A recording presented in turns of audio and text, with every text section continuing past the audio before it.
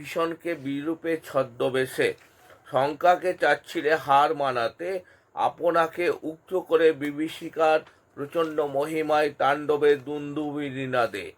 দুন্দুবিনীনাদে শব্দের অর্থ যুদ্ধের বাদ্যের শব্দ। তাহলে প্রকৃতির দৃষ্টি অতি জাদু আফ্রিকার মন্ত্র জাগাচ্ছিল এবং বিদ্রুপ করছিল ভীষণকে বিরূপের ছদ্মবেশে, শঙ্কাকে চাচ্ছিলে হার মানাতে।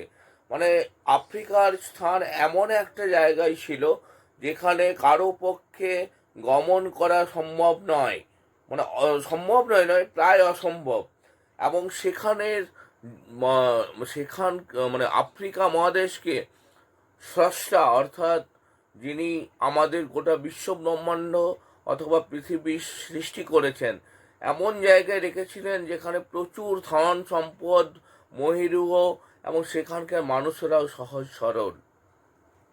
হায় ছায়াবৃতা, কালো ঘোমটার নিচে অপরিচিত ছিল তোমার মানব রূপ উপেক্ষার আবিল দৃষ্টিতে। তাহলে কবি বলছেন হায় ছায়াবৃতা, তাহলে ছায়া ঢাকা হে মহান আফ্রিকা, তোমার মানব রূপ, আর মানব রূপ নয়, তোমার মানে মানব রূপ অপরিচিত ছিল। তোমার যে রূপ, তোমার যে সৌন্দর্য, তোমার যে ধনসম্পদ, তোমার যে প্রাচুর্য, সব কিছু অপরিচিত ছিল এবং উপেক্ষার আবিল দৃষ্টিতে, এবং সবাই তোমাকে উপেক্ষা করে চলেছিল। এলো ওরা লোহার হাতকড়ি নিয়ে, নখ যাদের তীক্ষ্ণ তোমার নেকড়ের চেয়ে, এলো মানুষ ধরার দল, গর্বে যারা অন্ধ তোমার সূর্যহারা অরণ্যের চেয়ে। তারপরে কি এলো? তারপরে মানুষ ধরার দল চলে এলো লোহার হাতকড়ি নিয়ে। মানে যেসব তথাকথিত সভ্যজাতি, তারা চিরকালেই চেয়েছে যে অসভ্য বর্বর এদেরকে কৃতদাসে পরিণত করে এবং সেই মহাদেশের সমস্ত ধনসম্পদ কুক্ষিগত করে নিজের করা, সেই সব কিছু লুট করে নেওয়া। তাহলে লুট করে তারা গর্ব যারা অন্ধ সূর্যহারা অরণ্যের চেয়ে ছিল। সভ্যের বর্বর লোভ নগ্ন করলো আপন নির্লজ্জ অমানুষতা।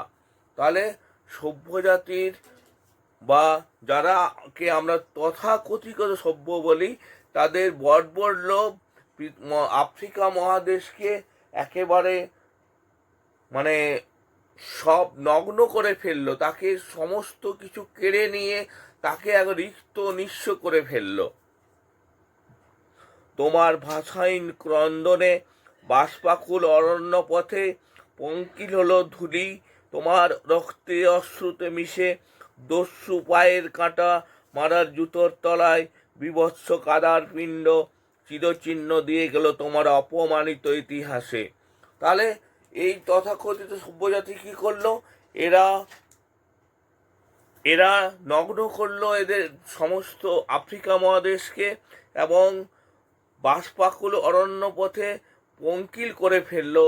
মানে সেখানকার মহাদেশকে একেবারে পঙ্কিল করে সমস্ত কিছু কেড়ে নিল এবং সেখানকার লোকের রক্তে আর চোখের জলে মিশে গেল তাদের অসহায়তা। কারণ এইসব তথাকথিত ভদ্র সমাজের হাতে প্রচুর উন্নত অস্ত্র শস্ত্র এবং যুদ্ধ বিমান কামান নিয়ে তারা বিভৎস গাদার পিণ্ড এঁকে দিয়ে গেল আফ্রিকার অপমানিত ইতিহাসে। সমুদ্র পারে সেই মুহূর্তেই তাদের পাড়ায় পাড়ায় মন্দিরে বাজছিল পুজোর ঘণ্টা। সকালে সন্ধ্যায় দয়াময় দেবতার নামে শিশুরা খেলছিল মায়ের কোলে।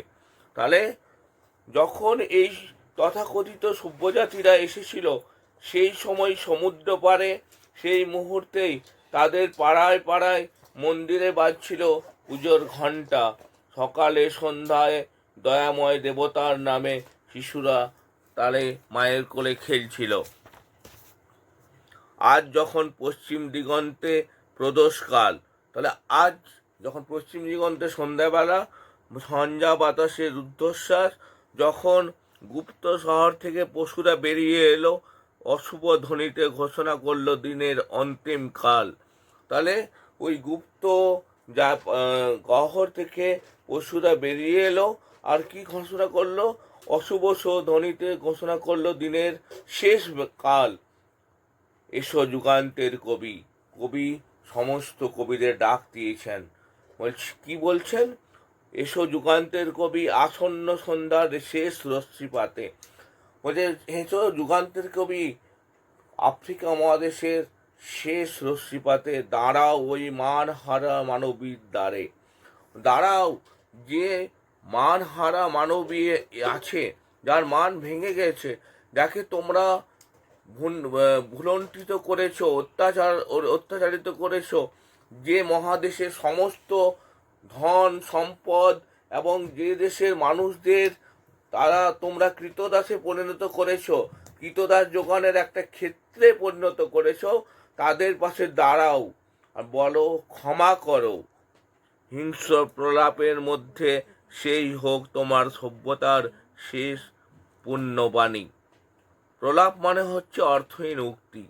তাহলে সবাই যুগান্তের কবিদের ডেকে কবি বলছেন যে ক্ষমা করতে বলছেন, ক্ষমা চাইতে বলছেন। আসলে আফ্রিকা মহাদেশের উপর যে অত্যাচার, যে অবিচার, যে অনাচার, যে শোষণ, শাসন এবং সব কিছু কেড়ে নেওয়া হয়েছে, সেখানে যুগান্তের কবি আর কিছুই কি বলবেন?